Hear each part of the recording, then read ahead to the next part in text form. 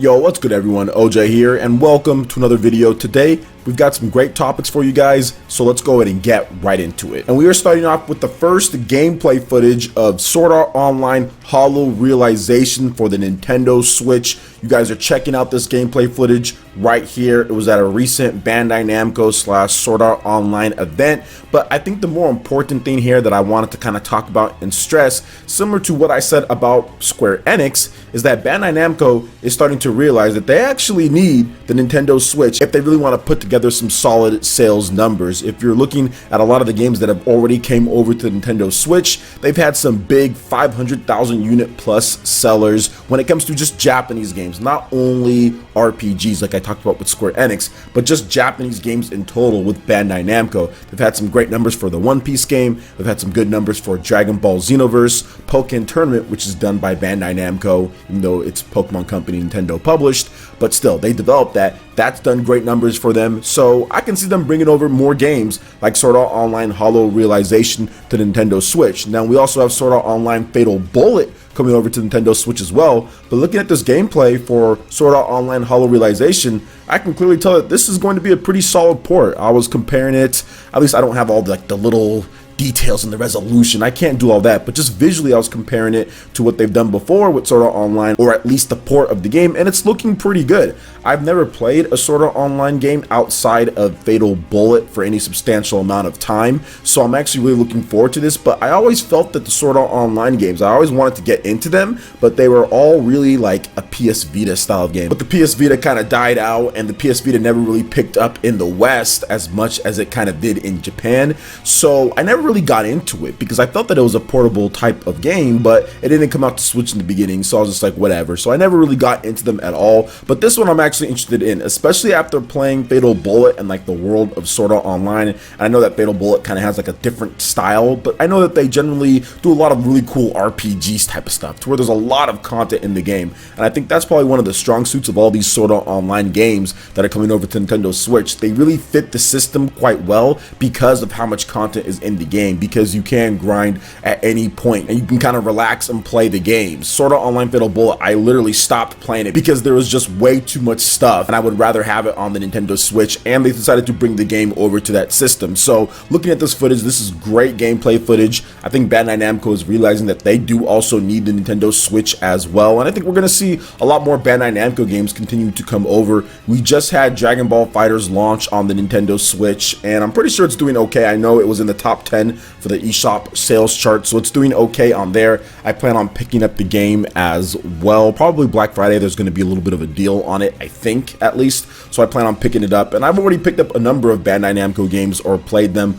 on the Nintendo Switch, but Sword Art Online Fatal Bullet and Hollow Realization I think are really just the beginning outside of what they've already done on the Nintendo Switch, because people don't realize this, but this is the first time ever that there's been a Sword Art Online game on a Nintendo platform. It actually came to an Xbox platform before it came to a Nintendo platform with the mainline Sword Art Online game, which is just incredible that these Sword Art Online games didn't come to like the Wii U at least. I know they should have at least came to the Wii U because it doesn't seem like there was any type of deal that was holding it back from coming to the Wii U, but they didn't. We all know Wii U flopped. Developers, even Japanese ones, didn't want to put games on there, but this is the first time we're getting Sword Art Online on a Nintendo platform, so it's pretty historic at this point. We're seeing a number of first times for Japanese titles, for Western games. We're seeing developers come back to Nintendo platforms. The Switch has pretty much been a revolution for Nintendo this generation, and I'm looking forward to seeing what they do with it just in the future. I think there's going to be even more developers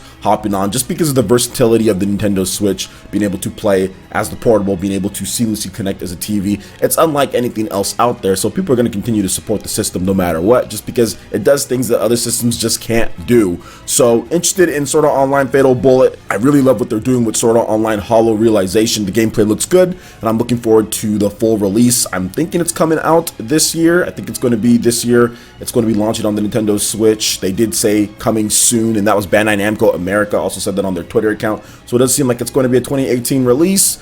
at the latest, maybe early 2019. So what do you guys think about this gameplay footage here? And of course, Bandai Namco kind of upping their game on the Nintendo Switch. Let me know your thoughts in the comment section below. All right, and moving on to the next topic here, Yasunori Mitsuda actually refused to compose songs for Xenoblade Chronicles 2 twice before changing his mind, and this might have been one of the best decisions ever at Monolith Soft to get this man, Yasunori Mitsuda, to compose the soundtrack for Xenoblade Chronicles 2. For those who don't know, Yasunori Mitsuda is a legendary game producer with probably his best score, in my opinion, being Chrono Trigger. So yeah, the man that did all the iconic tunes for Chrono Trigger, he's the one who did Xenoblade Chronicles 2, which you can tell there's so many catchy, great songs that capture sadness, upbeat, mellow, playful. It's just like Chrono Trigger in a way. It sounds different, but then again, it kind of sounds like it's the same person too. So let's talk about what he actually had to say on the matter in a recent interview. So, quote, "Actually, I refused to participate in this game twice," which was Xenoblade Chronicles 2. "I felt that because the newcomer composer was already composing music, and I felt it wasn't necessary for me to work on the game. However, Tetsuya Takahashi, editor's note, executive director of Xenoblade Chronicles 2 and head of Monolith Soft, asked me many times, so I decided to participate after all." So this is the mark. I kind of want to go just a little bit off of Yasunori Mitsuda, but this is the mark of a master game designer, someone who truly knows that when it comes to a Japanese RPG, you need to make sure that you have the battle tones, the music, everything has to be good, or it can take away from the experience, because RPGs are really in line with the music. I always remember, especially Japanese RPGs to be exact, I really remember the Japanese RPGs that have that iconic music. So the fact that he was so persistent in getting Yasunori Mitsuda shows the mark of a great game director, because he knows what he wants, he knows the composer that needs to get it done, and he's not going to stop at anything until he gets what he needs for his game in order for it to be a masterpiece. And Xenoblade Chronicles 2 score and the game is a masterpiece in my opinion.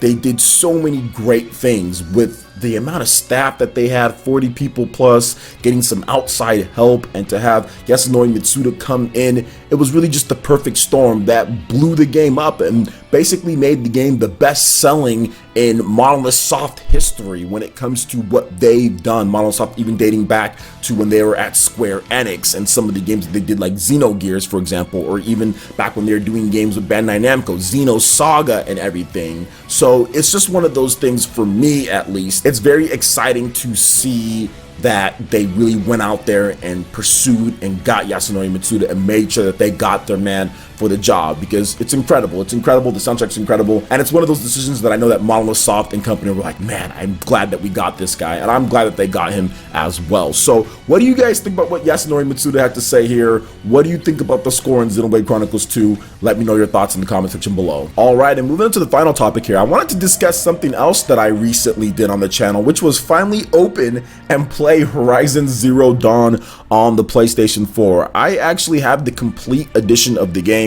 I got it for 20 bucks late last year and just never opened it. So it's pretty much been unopened in my bookshelf for more than a year. But I finally decided to open it up the other day. I installed it because it took a little bit of time to install, so I didn't play it that day that I opened it up. And then late last night or yesterday or sometime, just recently, I actually did a live stream, which is up on the channel. You guys can check that out. I did a live stream for the game, and I played it, and I was fully expecting to play the game for however many hours and put it back down and probably never pick it up again, or barely pick it up one more time or so, or whatever, like God of War and many of the other PlayStation 4 exclusives that I've played. I've just played them and they don't really suit me. I know people love them and I get that and all, and I'm not trying to hate on PlayStation 4 exclusives or even I'll say first party games. So yeah, first party, let's go that route. Because I played Persona 4, that's an exclusive, well, an 8th generation exclusive. It's also on PS3, but I've played other exclusives to this generation on PlayStation 4 and had more fun. But for first party games, so Sony developed or Sony owned studio games, you know, this was the first one that I actually picked up and played.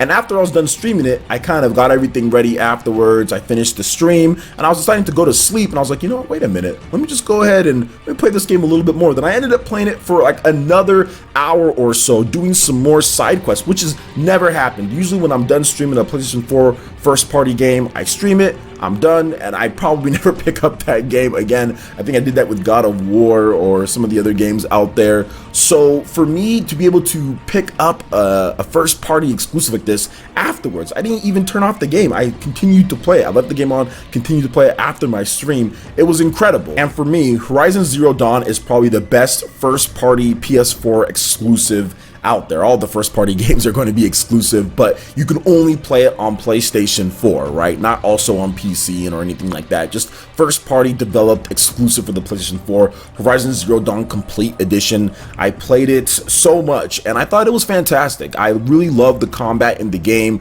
I really like the fact that you can do all sorts of like stealth mixed in with nice combat moves. And guess what? Like, Aloy, she can jump in the game. She can jump and attack down. I mean, unlike Kratos, you know, I know those are different games, but that really annoyed me that Kratos cannot jump in an action game. Like, why can't you jump like normally in an action combat game? So it was really great to be able to move all over the place, kind of get different upgrades, abilities, skills with the experience, being able to jump and attack down. I mean, the stealth was great. So Horizon Zero Dawn to me is probably the best first party exclusive for the PlayStation 4. I have the complete edition, got it for 20 bucks, and I feel even better because it was cheap, 20 bucks as well. So that can't hurt too. So what do you guys think about all the different topics that we discussed here with Sword Art Online Fatal Bullet, Yasunori Mitsuda with Xenoblade Chronicles 2, and Horizon Zero Dawn? And what's your favorite first party PlayStation 4 exclusive? Let me know your thoughts in the comment section below. All right, Ninja, that wraps it up for this video here. Go ahead and check out the links in the description below. We got Facebook and Twitter. Go ahead and give us a like and a follow on our social media. Really helps us spread the content of Player Essence across the internet in addition to YouTube. Also, make sure you check out our Patreon, Twitch, and YouTube live gaming pages. Hit that like button if you did like this video. Let me know you guys want more content like this going forward in the future. And subscribe to Player Essence for the latest RPG, Japanese, and Nintendo gaming news. Thank you so much for watching, and we'll catch you, Ninja, for the next video. Peace.